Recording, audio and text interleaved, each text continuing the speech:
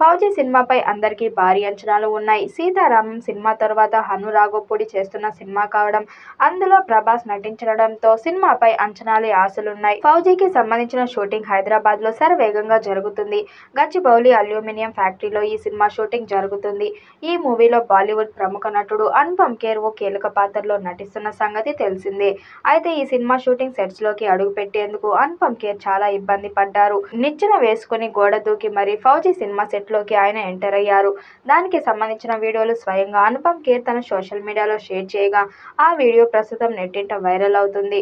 నా 40 ఏళ్ల సినీ కెరీర్లో ఎన్నో షూటింగ్ లొకేషన్స్ కు వెళ్లానని, పలుసార్లు భిన్నంగా కూడా లొకేషన్స్ కు వెళ్లానని చెప్పారు.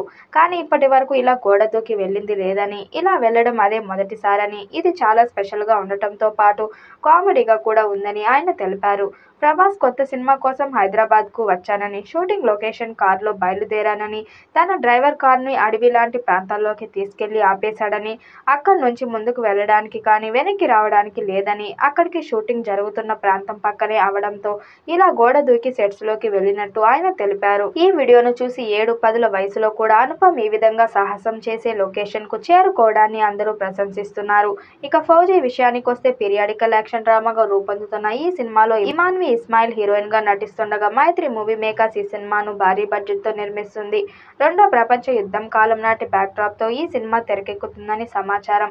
ఈ సినిమా పాన్ ఇండియా స్థాయిలో అన్ని భాషల్లో విడుదల చేయబోతున్నారు. ఈ చిత్రంలో మరొకసారి 1000 కోట్లు కొట్టాలని ఫిక్స్ అయ్యాడు. మరి ఈ చిత్రం ఎలాంటి రికార్డ్స్ క్రియేట్ చేస్తుందో చూడాలి. ఈ వీడియోపై మీ అభిప్రాయాన్ని కామెంట్ బాక్స్ లో తెలియజేయండి. వీడియో నచ్చినట్టయితే లైక్ చేయండి, షేర్ చేయండి, కామెంట్ చేయండి. మరిన్ని అప్డేట్ కోసం మన ఛానల్ సబ్స్క్రైబ్ చేసుకోండి. నోటిఫికేషన్ కోసం పక్కనే ఉన్న గంట సింబల్ ని కొట్టండి.